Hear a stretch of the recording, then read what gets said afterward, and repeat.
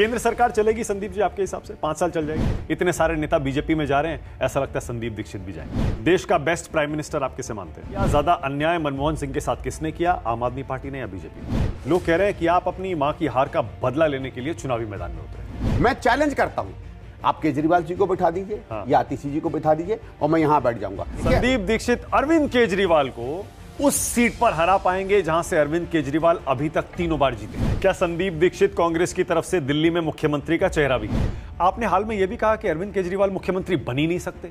हाँ, ऐसा क्यों? ये कोई राजे महाराजे थोड़ी हैं कि सवेरे उठे और कहा फरमान जारी हो गया।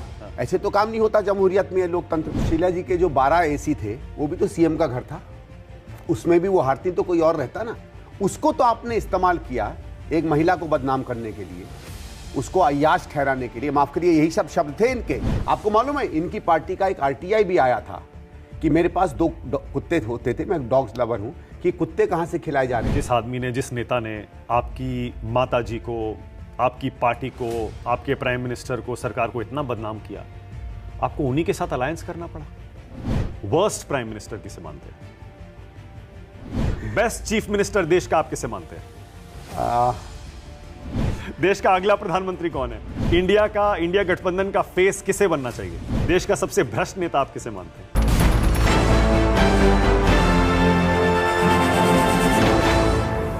नमस्कार, आप देख रहे हैं न्यूज 24। मैं हूं मानव गुप्ता। आज चाय वाला इंटरव्यू संदीप दीक्षित का।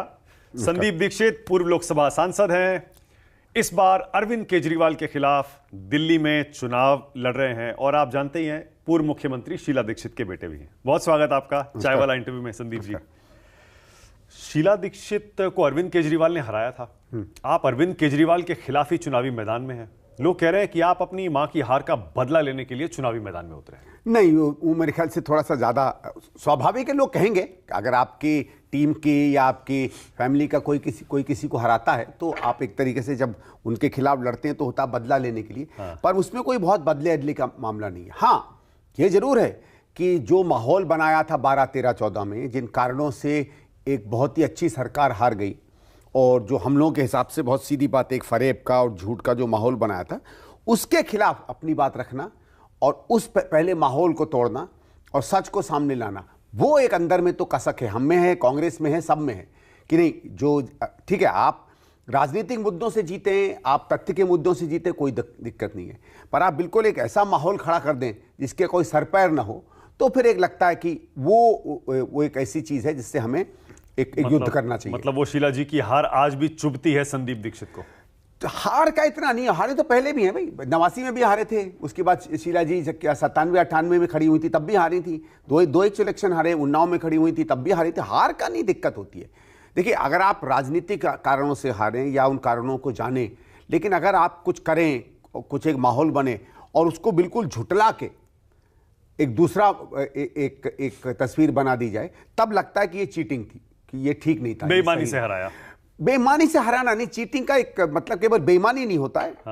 बट ये क्या कहेंगे उसको, आप चाहो तो बेईमानी कह सकते हो, लेकिन मैं ये कहता हूं कि उसके पूरे कैंपेन में ईमान नहीं था। Let's put it this way. Right. तो इस बार हरा पाएंगे संदीप दीक्षित अरविंद केजरीवाल को उस सीट पर हरा पाएंगे जहां से अरविंद केजरीवाल अभी तक 3 बार जीते हैं? देखो साहब, ऐसा है, 2 चीजों पर कोई भी आदमी, खासकर जो मुख्यमंत्री वहां का जाता है, एक जो उसका अपना काम है, उसके भले उसमें 10% वोट, एमएलए की परफॉर्मेंस देखे 30%, 50%, मैं नहीं जानता। दूसरा होता मुख्यमंत्री की तरह उसने कैसे काम किया, क्योंकि स्वाभाविक है सीएम भी हैं।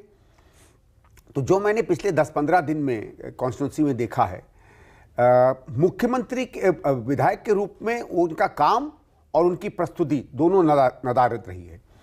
देखो, हर आदमी का क्या होता है, आप जाएंगे कभी तो कोई कहेगा यार ये फलाने ने बनाया था, या ये सड़क उसकी बनाई हुई थी, या ये काम उसका किया हुआ। तो खराब से खराब विधायक हो, अच्छा से अच्छा विधायक हो, हर जगह उसकी कोई स्मृति दिखती है जगह पे।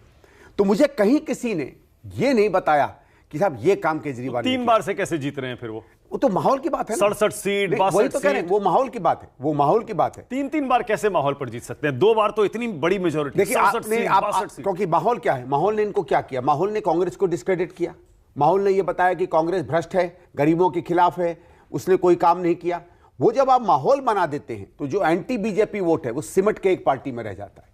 और हम लोगों को किसी कारण से भी अभी तक मौका नहीं मिल पाया अपनी बातें कहने का। या तो हम अपनी बात इफेक्टिवली कह नहीं पाते हैं, या ज़मीन पर अभी वो तैयारी नहीं है कि हमारी बातों को स्वीकार करें, या हमको उन लोगों का जो प्रचार का माध्यम बनते हैं, चाहे कार्यकर्ता चाहे मीडिया, उसमें अभी वो स्वीकृति नहीं मिली। जो भी कारण हो, हम अपनी बात को, जो हम समझते हैं सत्य है, अपनी बात अभी तक हम लोगों तक पहुंचा नहीं पाए।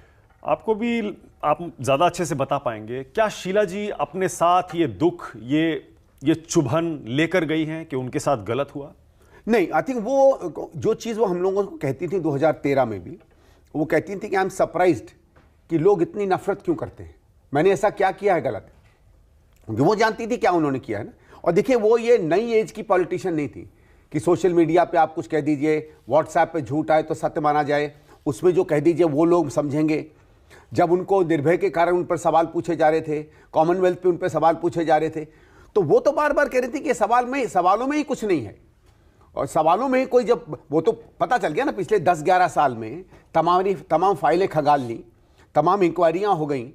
मतलब आप समझो, जिसको कहेंगे ना, चींटी तक भी शीला जी के बारे में उल्टी नहीं मिली। तो समय ने सिद्ध कर दिया कि उनके बारे में जो कुछ कहता था वो सही था या गलत था। लेकिन मैं ये कह रहा हूँ, उन्होंने कई बार मुझसे कहा कि मैं ये समझ नहीं पाई, ये नफरत या एंगर आई कहां से और क्यों आई। क्या मीडिया जिम्मेदार था इसके लिए, आपको लगता है? कह नहीं सकते, कुछ भी हो सकता है, मीडिया भी हो सकता है, बीजेपी, आम आदमी पार्टी, जिन्होंने पूरा कैंपेन चलाया, प्लस मीडिया। ऑपरेशन तो करेगा, आप ऑपरेशन पे क्यों उंगली उठाते हैं? लेकिन देखो, एक फर्क है सामान्यता, क्योंकि बीजेपी से हम लोग हमेशा ऑपोजिशन में रहे हैं और पार्टियों से रहे हैं। हर पार्टी की एक क्या होता है कि सत्य असत्य के बीच में एक अर्ध सत्य होता है और एक होता है एग्जैजरेशन। ज्यादातर पार्टियां कैंपेन में वहां घूमती है, 10 का 20 कर देंगी, 10 का 15 कर देंगी। आदमी अगर दो चीजों में लिप्त पाया जाता तो उसमें संदेह पैदा करेंगी।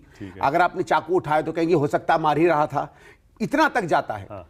लेकिन एक व्यक्ति जो सब्जी काट रहा है उसको आप डकैत डिक्लेयर करा दें, अगर आप एक आदमी एक महिला की मदद कर रहा है तो उसको बलात्कारी डिक्लेयर करवा दें, जो कहीं से लेना देना नहीं है, इस तरीके का माहौल अगर आप किसी पार्टी के बारे में बना दें और लोग उसको स्वीकार करने लगे और लोग आपको सत्यवादी हरिश्चंद्र मानने लगे और जो सच बोल रहा है उसको झूठा और महाझूठा मानने लगे, तो समझ में नहीं आता ये क्यों हुआ। तो केजरीवाल जी का हृदय परिवर्तन क्यों हुआ है? मैंने उनसे इंटरव्यू किया, उन्होंने 2 बार कहा कि मैं शीला जी का बहुत सम्मान करता हूं, अरे बहुत अच्छी मुख्यमंत्री थी वो। देखिए, वो सब छोड़िए, ऐसा है, देखो सीधी बात है, मैं आपका कत्ल कर दूं, हाँ, आपका घर लूट लूं, आपके पैसे से अपनी इमारतें बना लूं, अपनी इंडस्ट्री बना लूं, ठीक है, आपके घर वालों को अपना बना लूं, माफ करिए एक भद्दा एग्जांपल दे रहा हूं, हाँ। और जब सब कुछ मेरा हो जाए, जब आप सड़क पर आकर खत्म हो जाए तो कौन, नहीं यार आदमी तो वो बहुत अच्छा था।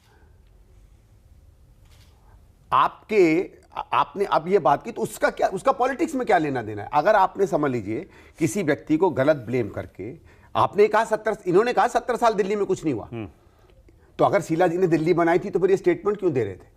तो या तो आप ये कहो कि यार मैं पॉलिटिक्स में कुछ भी हो झूठ बोल देता हूं, तो ठीक है, आप कहो भी मैं ऐसा हूं, मेरे को कोई दिक्कत नहीं है, जनता माने, हमें क्या दिक्कत है भाई, जनता सर्वोपरि है, हम तो मानते हैं जनता सबसे ताकतवर है, वो जिसको चाहे वोट दे, हमको क्या, उसका क्या कर सकते हैं? हम विरोधी हैं भारतीय जनता पार्टी के, हमको लगता है उनकी नीतियां देश के हित में हैं, जनता इलेक्ट करती है, सलाम है उसका, हम कोशिश करेंगे।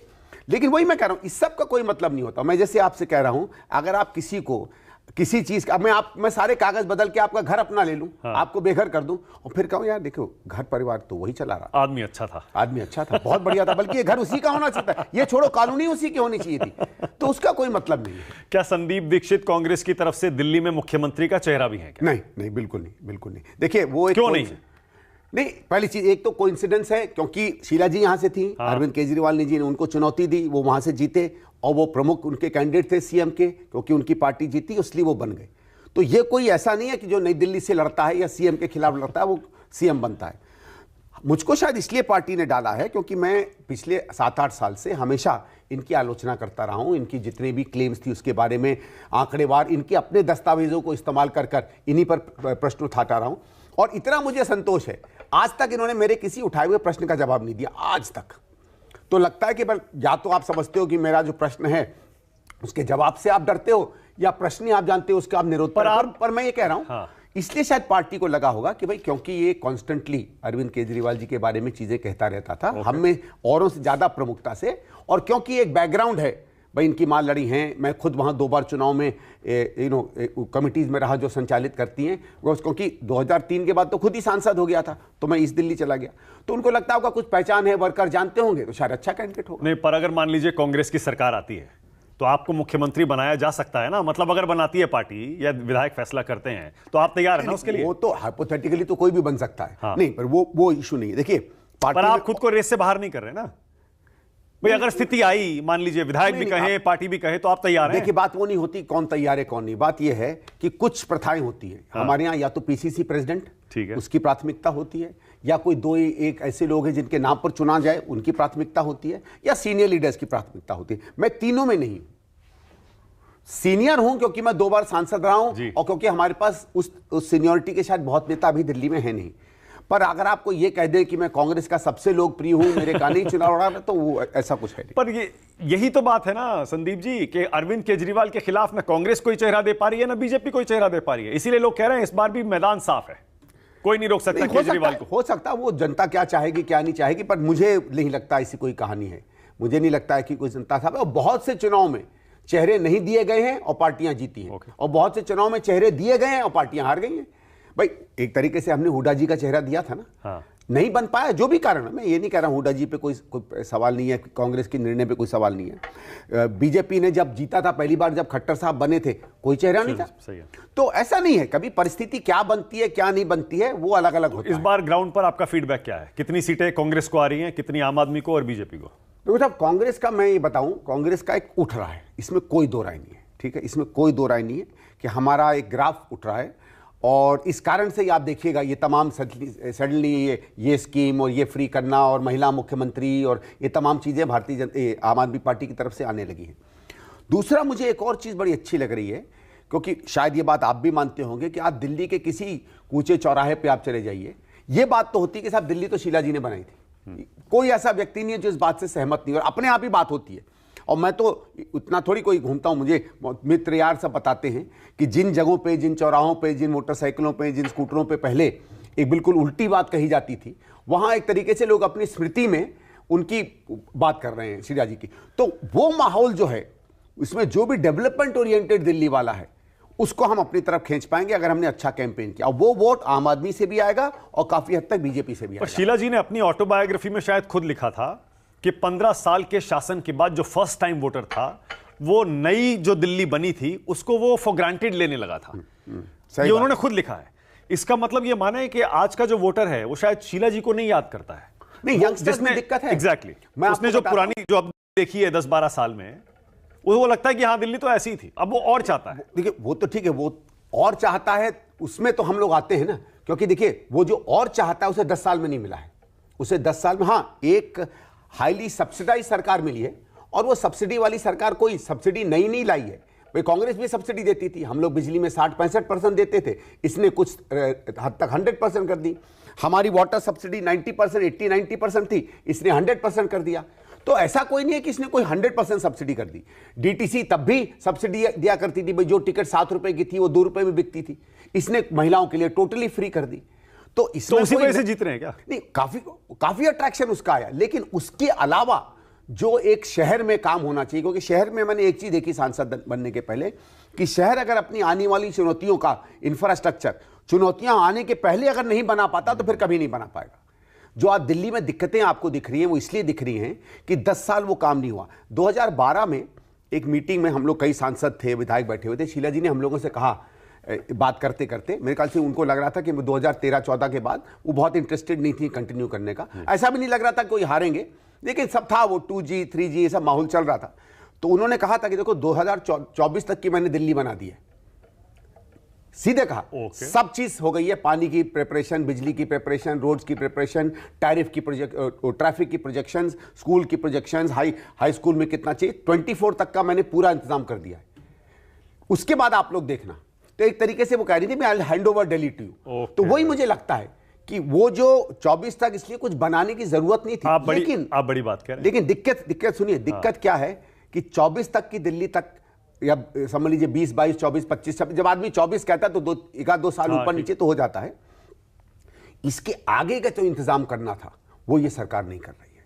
यानी आप ये कह रहे हैं, आप बड़ी बात कह रहे हैं, इसका मतलब आप ये कह रहे हैं इंफ्रास्ट्रक्चर या शहर के विकास के लिए इन्होंने कुछ नहीं किया 10 साल में, सिर्फ पैसे बांटे, रेवड़ियां बांटी 100% और माहौल बनाया, उसी पे 100%। और मैं तो ये आज ही नहीं, मैं पिछले 3-4 साल से तमाम चैनलों से कह रहा हूं कि किसी मुद्दे पे, ये आज वो समय नहीं है, क्योंकि ये इतने विस्तार में बात होगी, गहराई में बात होगी कि यहां वो समय नहीं है आपका खराब करना चाहता। किसी मुद्दे पे, उसमें वो शिक्षा और स्वास्थ्य भी ले लीजिए, जिनकी ये रोज घंटी बजाते हैं, मैं चैलेंज करता हूं, आप केजरीवाल जी को बैठा दीजिए या आतिशी जी को बैठा दीजिए और मैं यहां बैठ जाऊंगा और इन्हीं के दस्तावेज लाऊंगा, मैं कहीं और से नहीं लाऊंगा, इन्हीं के दस्तावेज इनके सामने रख दूंगा और फिर पूछूंगा ये क्रांति है कि नहीं। संदीप जी, मेरे इंटरव्यू में अरविंद केजरीवाल ने कहा अगर विपक्षी दलों के पास सीएम का चेहरा है तो लाइए, मैं उनके साथ टीवी पर डिबेट करने के लिए तैयार हूं। सीएम के चेहरे से नहीं, आप मुझसे डिबेट कर लो ना। आपको आप वो कह रहे हैं सीएम का चेहरा बनाइए, मैं डिबेट करूंगा आपसे। माफ करिए, आप तो कहते थे कि आप नागरिकों से हर चीज पूछोगे। जब आप सीएम खुद नहीं थे तब ये कहते थे कि हम चुने हों या ना चुने हों, जनता का अधिकार होता है सवाल पूछना, जनता के सामने बैठना। वो तो कहते थे यहां आ जाओ, शीला जी को बुलाते थे, जब शीला जी गई तो चप्पल भी फेंकी, वो दूसरी बात है। तो आप आ जाओ ना। आप चैलेंज कर रहे हैं? मैं तो कितनी बार कहा है कि आओ ना सामने, लेकिन फिर आंकड़े के साथ देखिए, फिर वो नहीं चलेगा। लाइव टीवी पर डिबेट को तैयार, लाइव टीवी पर विद स्टैटिस्टिक्स, वो नहीं, कहानियां नहीं, इन्वेंडोज नहीं, वो नहीं। जैसे सिंपल बात है, जब आप कहते हो कि हमारे वर्ल्ड क्लास हॉस्पिटल्स हैं, तो प्रूव करो वर्ल्ड क्लास हॉस्पिटल्स के मापदंड क्या है। मैंने एक आरटीआई लगाई थी, सुनिए कि वर्ल्ड क्लास हॉस्पिटल क्या होते हैं। सरकार ने कहा हमारे पास कोई मापदंड नहीं है वर्ल्ड क्लास, तो ये नहीं चलेगा। पर संदीप जी बहुत बढ़िया, मेरे इंटरव्यू में अरविंद केजरीवाल ने चुनौती दी, बीजेपी के पास सीएम का चेहरा है तो आए, मैं उनसे टीवी पर डिबेट को तैयार हूं। आज संदीप दीक्षित चाय वाला इंटरव्यू में कह रहे हैं अरविंद केजरीवाल को मैं चुनौती दे रहा हूं, लाइव टीवी पर हो जाए डिबेट। मैं कह रहा हूं मुख्यमंत्री नहीं, एक नागरिक से डिबेट कर लेना। मुख्यमंत्री तो बहुत बड़ी चीज है, उसका कैंडिडेट तो। आपने हाल में यह भी कहा कि अरविंद केजरीवाल मुख्यमंत्री बन ही नहीं सकते। हाँ, ऐसा क्यों? देखो, मुख्यमंत्री बनने का क्या मतलब है? शपथ लेके गाड़ी में घूमना, और अगर आप कहें एक चीप कमेंट करूं तो शीश महल में रहना, ये सब तो उसका काम नहीं है। उसका काम है काम करना। काम सरकार में कैसे होता है? फाइलें देखना, फाइलों को ऑर्डर देना, अधिकारियों को बताना क्या करना है, मीटिंग अटेंड करना। अदरवाइज तो ये कोई राजे महाराजे थोड़ी हैं कि सवेरे उठे और कहा फरमान जारी हो गया। ऐसे तो काम नहीं होता जमहूरियत में, लोकतंत्र में। अब जब इनको बेल मिली, ठीक है, और इनकी बेल बड़ी असाधारण बेल थी, सुप्रीम कोर्ट ने यह कहा कि आपको मैं बेल तो दे रहा हूं, लेकिन आप फाइलें नहीं साइन कर सकते, आप अधिकारियों की मीटिंग नहीं अटेंड कर सकते, आप दफ्तर नहीं जा सकते। अगर मुख्यमंत्री फाइल नहीं साइन कर सकता, अधिकारियों की मीटिंग में नहीं जा सकता, अधिकारियों को बुला नहीं सकता, दफ्तर नहीं जा सकता, तो क्या करेगा? दिन भर 13वीं में और चौथे में और जन्मदिन में और जागरणों में जाएगा क्या, और करेगा क्या? और अगर नहीं कुछ कर सकता तो पंगु मुख्यमंत्री। इसीलिए मैंने कहा कि अगर इन्होंने एक भी फाइल साइन की तो इनकी बेल की कंडीशन टूट जाएगी तो फिर जेल चले जाएंगे। मैंने नहीं कहा। इस्तीफा क्यों दिया अरविंद केजरीवाल ने आपके हिसाब से? क्योंकि सरकार ही नहीं चलती ना। जेल से चल रही थी? नहीं चल रही थी, पर रिजाइन नहीं किया उन्होंने जेल से। नहीं देखिए, जब जेल में थे तो ये कंडीशंस नहीं थी ना, प्लीज रिमेंबर। पर जेल के अंदर से भी तो अधिकारियों के साथ बैठक किए बिना सरकार चला रहे थे। इसीलिए सुनिए ना, जेल के अंदर वो फाइल साइन कर सकते थे, ये कंडीशन उस समय नहीं आई थी। जब बेल मिली तब ये कंडीशन आई। जेल के अंदर वो अधिकारियों को कॉल कर सकते थे, अपने मंत्रियों को कॉल कर सकते थे। जब बेल पर आए तो सरकार ने कहा कि ये कंडीशंस हैं। बेसिकली सुप्रीम कोर्ट ने कहा कि you can not perform as a CM. एक तरीके से नो कॉन्फिडेंस उसने किया सीएम के खिलाफ। ये सुप्रीम कोर्ट वर्ड है, मेरे नहीं है। ठीक है, लेकिन संदीप जी क्लियर है कि बीजेपी और आम आदमी पार्टी के बीच ही मुकाबला है। हो सकता है, कांग्रेस मुकाबले में कहीं नहीं, हो सकता है, 0 सीट पर थी, हो सकता है, और 0 पर ही। भाई 2013 में भी कहते थे कांग्रेस और बीजेपी के बीच में मुकाबला है, एक तीसरी पार्टी आई ना, है ना। तेलुगु देशम जब नहीं थी, पता नहीं आजकल के दर्शक जानेंगे भी नहीं, बहुत से यूथ हैं। एक बहुत बड़ा नेता वहां बनकर आया था, नंदमूरी तारक रामाराव, जिसने देश की बहुत हद तक राजनीति पर एक वर्चस्व कायम किया। एक अपने तरीके से मेरे ख्याल से पहली ऐसी नेचुरल रीजनल पार्टी निकली जिसने नेशनल सीन पर भी अपना असर किया। वो भी महीनों में बनी। आपको याद होगा शायद 2-4 महीने पहले जब अंजैया ये कौन मुख्यमंत्री थे, कुछ भी नहीं था। एनटीआर की पार्टी बनती है और निकाल लेती है। तो ये तो होता है, कभी क्या क्या हो जाता है, क्या नहीं हो जाता है, ये समय को हम नहीं। मैंने केजरीवाल जी से शीश महल पर भी सवाल किया। मैंने कहा आप तो आम आदमी थे, सिक्योरिटी नहीं लूंगा, गाड़ी नहीं लूंगा, बंगला नहीं लूंगा, लेकिन उसके बाद आप देखिए कितने शीश महल के जैसे ऐसे बंगले में आप रहते हैं। बोले मैंने थोड़े बनाया, पीडब्ल्यूडी ने बनाया है, और कोई भी मुख्यमंत्री बनेगा वो उसी में रहेगा। मैंने तो छोड़ दिया, इस्तीफा दे दिया। बात तो सही है, दिल्ली का जो भी सीएम बनेगा वो उस घर में रहेगा। तो शीश महल का आरोप सिर्फ केजरीवाल पर क्यों? तो शीला जी के जो 12 एसी थे वो भी तो सीएम का घर था, उसमें भी वो हारती तो कोई और रहता ना। उसको तो आपने इस्तेमाल किया एक महिला को बदनाम करने के लिए, उसको अय्याश ठहराने के लिए, माफ करिए यही सब शब्द थे इनके, ठीक है। उस समय कहाँ गई आपकी ये स्टोरी? भाई वो तो कोई उनका अपना बंगला नहीं था, उसके पहले एलजी साहब वहां रहा करते थे, एलजी साहब के हटने के बाद इनको वो घर मिला। आपने कमेंट कर दिए, आप पता नहीं उस घर में गए थे कि नहीं, बड़ी भारी भारी कमरे थे, 2 एसी तो उसमें लगने ही थे। आप जानते हैं आजकल आप भी सामान्य घर में अगर बड़ा कमरा होता तो 2 एसी लगते हैं। जिस घर में 7-8 बड़े बड़े कमरे हों उसमें 12 एसी हो, कौन सी बड़ी बात है? आजकल अब तो बताया गया कि इनके यहां जो लोड है 200 एसी का है ना। मैं उसमें नहीं जा रहा आपने क्या बनाया, आप जाओ, आप जो चाहे बनाओ। हाँ। मापदंड आप कैसे तोड़ सकते जिससे आपको ने किसी दूसरे को भ्रष्ट साबित किया? आपको मालूम है इनकी पार्टी का एक आरटीआई भी आया था कि मेरे पास 2 कुत्ते होते थे, मैं डॉग्स लवर हूं, कि कुत्ते कहां से खिलाए जा रहे हैं, इसका पैसा बताया जाए, कहां से उसका खाना आ रहा है, उसका कैश कहां से आ रहा है। इस तक सवाल मुझसे पूछे गए थे। कब की बात है ये 2013 की बात है। ये आरटीआई आया था मेरे पास, कर आरटीआई वालों ने मेरे को भेज दिया कि साहब इसका कोई अर्थ नहीं है क्योंकि ये आपकी प्राइवेट है, आप अपनी तनख्वाह से कुछ भी करें वो आपकी मर्जी से है।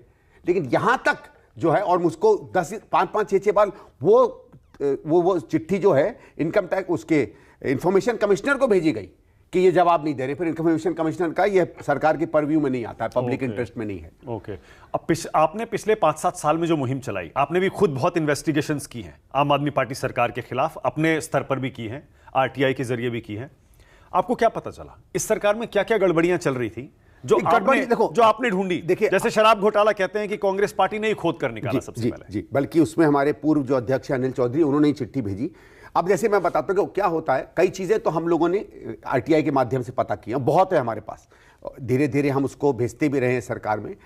कभी कभी इसी एक और चीज हुई थी कि शीला जी क्योंकि एक ऐसी मुख्यमंत्री थी जिसे ब्यूरोक्रेसी पसंद करती थी, तो हम लोगों का भी एक संबंध था और वो संबंध चलता चला आता है। वहां से बहुत सी खबरें हमें मिली। शराब घोटाले की मैं आपको सिंपल बताता हूं खबर कहां से आई। मेरे एक रिश्तेदार हैं जो किसी एक लिकर कंपनी में काम करते हैं, मेरा बड़ा प्रिय है। एक दिन ऐसे बात करते करते मुझसे ऐसी बात कर रहा था, कहने का चाचू बड़ा गड़बड़ हो रहा है दिल्ली सरकार की एक्साइज पॉलिसी में। तो मैंने क्यूरियोसिटी दिखाई, मैंने कहा क्या गड़बड़ हो रहा है?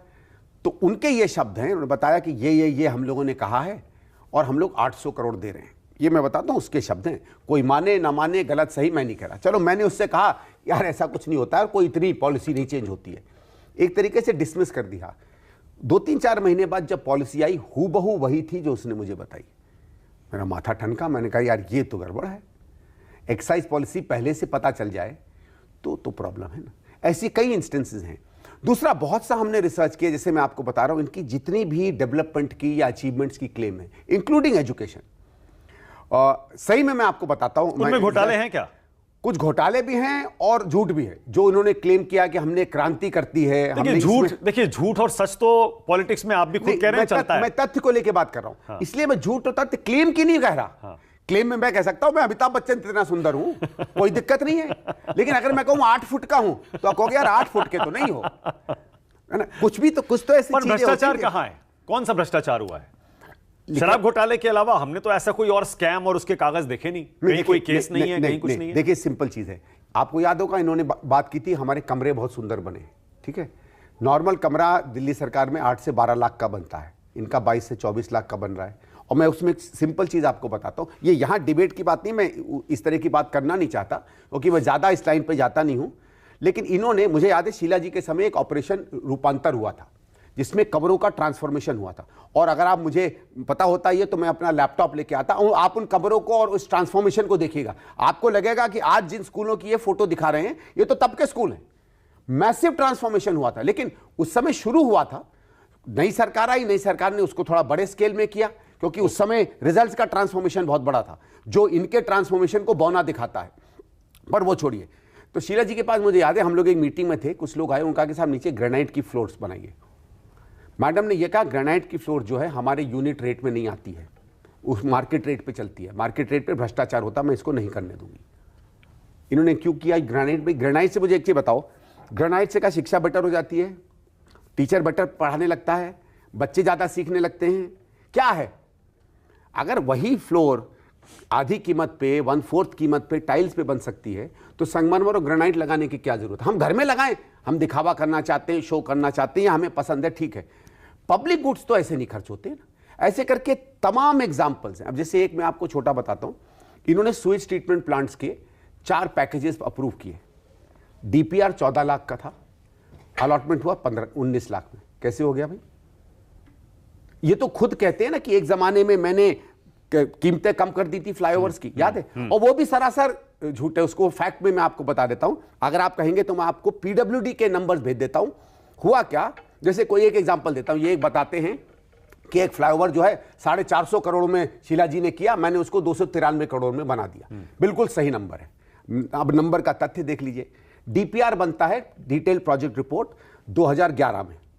कैबिनेट एक डिसीजन लेता है टेक्नोलॉजी का बदलने का 2012 में। टेंडरिंग होती है 2012 के एंड में या 2013 में। कौन था सीएम 2013 में? अरविंद जी।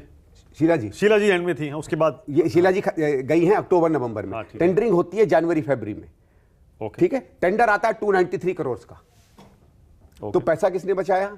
जिसने टेंडर साइन किया ना। अच्छा। क्लेम आप कर रहे हैं और ये बात बिल्कुल झूठ बता रहे हैं कि ये तो टेंडरिंग हमसे पहले हो गई थी, और बल्कि जब बनता है तो 310 करोड़ में बनता है इनके राज में, 17 करोड़ ज्यादा में। तो चलो वो छोड़ दो। हाँ। वो छोड़ दो, कुछ किसी भी कारण से बनाओ। इन्होंने 7 फ्लाईओवर्स का एग्जांपल दिया कि मैंने 7 फ्लाईओवर्स में पैसे बनाए। सातों के सातों की जो टेंडरिंग थी वो शीला जी के समय हो चुकी थी, और उसी रेट पे बने हैं। देखो समय जब लगता है, जो जैसे बढ़ गया थोड़ा, जैसे 720 करोड़ का डीपीआर बना, एक्चुअल 670 करोड़ का हुआ। ये कह रहे हैं कि मैंने 670 करोड़ का बनाया, मैंने 80 करोड़ बचा दिए। 80 करोड़ शीला जी ने बचाया, आपने नहीं। तो ये मैं कह रहा हूं, इस तरह के आप, ठीक है, आप ये कह दो मैंने जल्दी बना दिया, टाइम पर बना दिया, लेकिन अगर आप ये क्लेम करो कि आपने टेंडरिंग की, तो झूठ है या एग्जैजरेशन है, ये आप तय करें। बिजली आ रही है 24 घंटे और 0 बिल आ रहा है, लोगों को बिजली का फायदा तो मिल रहा है। हाँ ठीक है। तो देखिए क्या है, जब हम लोग सरकार में आए थे तो दिल्ली में करीबन 50 से 55% चोरी थी। ठीक है। दिल्ली की बिजली की सिचुएशन बहुत खराब थी। ये जो क्लेम करते हैं ना कि हमने 24 घंटे बिजली दी, वो तो शीला जी की सरकार ने दी। मैं आपको एक डेटा दिखाता हूं। एनर्जी डिपार्टमेंट की वेबसाइट को अगर आप खोलेंगे, अब तो उन्होंने बदल दिया, मैं उसकी फोटो ले रखी है। उसमें फोटो है मनीष सिसोदिया की, फोटो है मुख्यमंत्री जी की, और 2017-18 की है। उसमें लिखा है that all the improvements in Delhi have been because of the privatization of the DISCOMs done under in the year 2002। खुद इनकी वेबसाइट लिखती है कि ये सब इसीलिए हुआ है क्योंकि उसमें हुआ क्या कि जब 55-56% चोरी घटकर जो इस समय 7-8% पर आ गई है, शीला जी के समय 10-11% पर आ गई थी। 40% जब चोरी बची, तभी तो आप सब्सिडी दे सकते हो ना। 50% चोरी में क्या सब्सिडी दोगे भाई? वो कह रहे हैं पहले कटती थी बिजली 8-8 घंटे। हाँ कटती थी ना, अब नहीं कट रही। 98 में, 99 में, 2000 में, 2001 में कटती थी ना। जब प्राइवेटाइजेशन हुआ तो उसके बाद आप देखिए, यानी शीला जी के टाइम भी, उनके मुख्यमंत्री काल में अंतिम सालों में, यानी बिजली कट 0 हो गए थे, ऑलमोस्ट 0। देखिए आप डेटा देखिए, आप इनके, मैं वही कह रहा हूं, डेटा तो मैं इनका दिखाऊंगा। ये एक डेटा अभी कोट करते हैं कि 0.2% हमारा लोड शेडिंग है। 0.2, ऑल्दो लोड शेडिंग से ज्यादा कट होता है, बिकॉज लोड शेडिंग का कट से कोई लेना देना नहीं है। वो पहले जितना हाई था वो घट के बिलो 1% शीला जी के समय आ गया था। भाई सिचुएशन जब इंप्रूव करती है तो ऐसा थोड़ी कि एकदम ठीक हो जाएगी। बीमार आदमी ये थोड़ी कि अगले दिन मैराथन भागने लगे। धीरे धीरे धीरे धीरे करके मैं आपको एक आंकड़ा बताता हूं जो रियली में ट्रांसफॉर्मेटिव आंकड़ा है। माफ करिए, मुझे नहीं पता था ये चर्चा होगी तो मैं लेके आता। एक आंकड़ा है जो दिल्ली में, अगर आपको याद होगा या आपने सीनियर से पूछेगा, सबसे ज्यादा बिजली जाती थी जब हमारे ट्रांसफॉर्मेशन फेल करते थे, ट्रांसफॉर्मर। ठीक है। तो एक आंकड़ा है जिसमें ग्राफ है, ट्रांसफॉर्मर फेलियर का यूं जा रहा है और सडनली 2099 से यूं गिरने लगता है और यूं आ जाता है। It's a fall like a hill in 3 to 4 years time. और जहां 150-200 ट्रांसफॉर्मर फेल करते थे प्रति साल, वो 15-16 पे आ जाते। That was the revolution in Delhi. That happened in 2004, 5, 6। तो ठीक है आप कहिए, लेकिन मैं ये कहता हूं कि ये तो मत कहिए कि केवल आपने किया। अब जैसे पानी है, मैं जैसे आपको बता रहा हूं क्यों पानी में आज चैलेंज है। जब शीला जी की सरकार आई तो दिल्ली में कोई 500 या 600 MGD पानी आया करता था। फिर आपको याद होगा मुनक कैनाल आती है, सोनिया विहार का आता है, और शीला जी उसको लेके 920 MGD पे ले जाती है। तभी वो कह रही थी कि मैंने 24 तक की दिल्ली बना दी। 920 MGD 2013 में। उसके बाद न्यू सुएज ट्रीटमेंट प्लांट्स बन रहे थे 4, जिसका पानी आना था। आज सिर्फ 940 MGD है। जनसंख्या बढ़ गई 60%, बढ़ेगी और 60-70%। अब पानी कहां से आएगा? तो जो पानी गंदा आने लगा है, खराब आने लगा, इसी कारण तो है। आप इंफ्रास्ट्रक्चर में अगर इन्वेस्ट, सुएज में, इनफैक्ट सुएज ट्रीटमेंट कैपेसिटी तो शीला जी के समय से कम हो गई है आज, जो सरप्राइजिंग है। तो ये तो कहते हैं कि बीजेपी हमको काम नहीं करने देती, हम तो सारे काम कर देते और अच्छे कर देते। ठीक है, तो जो था उसको रोक लेते ना। सुएज ट्रीटमेंट कम कैसे हो गई भाई? शीला जी के समय या कांग्रेस के समय 7 इंटरसेप्टर प्लांट्स इनॉग्रेट हुए थे नजफगढ़ नाले पे, जिससे जमुना जी गंदी होती है, उन्हें कंप्लीट कर देते। 7 नए अस्पतालों का कंस्ट्रक्शन चालू हो गया था, जिसमें आधे एक वो बार बार कह रहे थे द्वारका द्वारका द्वारका, कोविड में जिसमें इनको डांट पड़ी थी सुप्रीम कोर्ट से, उनको कंप्लीट कर। क्या ये सच है संदीप जी के बीजेपी ने काम नहीं करने दिया अरविंद केजरीवाल? हो सकता है, कुछ जगहों पे हो सकता है दिक्कत की होगी, मैं ये नहीं कह रहा हूं कि शीला जी के टाइम ये सब नहीं होता था, क्योंकि आप काम करवाती थी ना। आपको कभी कभी झुकना भी पड़ता है। मैं बहुत इंस्टेंसेस दूंगा, एक मुझे इंस्टेंस जो बार बार अधिकारी देते हैं, और इसको सुनिएगा पूरी डिटेल, तो आपको और अधिकारी बताएंगे, जिसमें शायद लवली जी और हारून भाई भी थे। ये लोग गए थे एक मेजर काम के लिए अटल बिहारी जी से मिलने। ये सुना कि वहां टेबल पे बहुत तनातनी हो गई, बहुत टेंशन हो गई, अटल जी नाराज हो गए किसी कारण से, और ये हुआ कि ठीक है, और अटल जी ने ऑलमोस्ट कहा कि भाई बंद कर देंगे। सारे अधिकारी उठ गए, मैम बैठी रही। मैम ने ऐसे ही कहा, अटल जी चाय नहीं पिलाएंगे? एक सेंटेंस और माहौल, अच्छा अच्छा बैठो, चाय लाओ चाय लाओ। और अधिकारी बता रहे हैं कि जो जो ये चाहती थी वो अटल जी से साइन करवा के लाई। अब या तो वो बाहर आ सकती थी, नाटक कर सकती थी, रो सकती थी और कह सकती थी मुझे काम नहीं करने दिया, या ये कर सकती थी।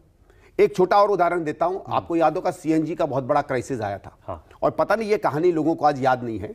जब सुप्रीम कोर्ट में हियरिंग चल रही थी, chief justice of supreme court BN Kirpal hearing ले रहे थे और दिल्ली सरकार को लताड़ रहे थे, सीएम वेंट टू कोर्ट, और वहां बैठी पीछे जाके, तो कृपाल साहब ने कहा कि सीएम बैठी है, क्या है? CM got up and said I will take responsibility. Immediately supreme court said fine, if you are taking responsibility we give time to Delhi government. That is what a leader is. Leader is not somebody who only wins votes. Leader is somebody who leads. Okay, वैसे कांग्रेस, क्योंकि आप तो केंद्र में भी रहे, दिल्ली की politics में भी इसमें एक्टिव रहे, आपको बहुत दुख होता होगा। दिल्ली आपसे अरविंद केजरीवाल ले गए और केंद्र आपसे बीजेपी ले गई, और कांग्रेस ऐसा लगा कि ऐसे देखते रह गए बस, ये 10 साल में ये क्या से क्या हो गया। नहीं ठीक है, वो तो लगता ही है ना, हुआ ना, वो क्यों दुख तो हुआ होता है? है। क्या हुआ ऐसा? वो दुख तो होता दिल्ली ही। की बात तो आपने बता दी, मुझे केंद्र का भी बताइए जरा, हुआ क्या ऐसा 10 साल? दोनों में एक और चीज मैं आपकी बात मानता हूं, दोनों में, जिसमें कुछ हद तक हम दिल्ली को भी उसमें जोड़ेंगे और उसमें भारत सरकार को भी जोड़ेंगे। जब तमाम विकास कार्यों से, उसमें कांग्रेस के भी कार्य थे, उसमें 1991-92 के बाद तो एक बदलता हिंदुस्तान था, और हर 15-10-12, मतलब नेहरू जी ने बहुत हद तक हिंदुस्तान बदला, लेकिन नेहरू जी का जो हिंदुस्तान बदल रहा था उसको कांग्रेस ने समझा, इसलिए उसके बाद जो हिंदुस्तान बदला उसमें भी वो पॉपुलर रही। 91-92 के बाद हर 15-20 साल में एक देश बदलता है। जो 91-92 के बाद आपने फोर्सेस अनलीश की थी, उसका एक चेंज आना था, एक बदलाव आना था। हिंदुस्तान में मिडिल क्लास बननी थी, हिंदुस्तान में पैसा कमाने की जो एक बात थी उसके प्रति भी लोगों का आकर्षण बढ़ना था, प्राइवेटाइजेशन होना था, सरकार का कैरेक्टर चेंज करना था, आदमी नागरिक से उपभोक्ता की तरफ जाना था, तो वो नागरिक नहीं रहता, वो उपभोक्ता बनता। उपभोक्ता अपने सरकार को एक बिल्कुल दूसरी तरीके से देखता है, नागरिक एक दूसरी तरीके से देखता था। नागरिक सरकार से एक कॉन्ट्रैक्ट समझता था, उपभोक्ता उसको एक सर्विस डिलीवरी की तरह देखता है, और सर्विस डिलीवरी में प्राइस ऑफ सर्विस भी इंपॉर्टेंट होती है। ठीक है। पहले फ्रीबीज इतनी नहीं चलती थी। हाँ। जब आप उपभोक्ता है तो उपभोक्ता तो वहीं जाएगा ना भाई, भंडारे में सबसे ज्यादा लाइन लगती है इस देश में। मैं नेगेटिवली नहीं कह रहा हूं, जब कैरेक्टर बदलता है वोटर का तो आपको समझना चाहिए था। आप प्रो पुअर थे, लेकिन पुअर का भी नेचर बदला था, पुअर की डिजायर्स बदली थी। हम रह तो गए पुराने में, हमें तो खुद समझना चाहिए था यार। जिस नेहरू की हम बात करते थे वो तो सबसे बड़ा मॉडर्नाइजर था अपने टाइम में।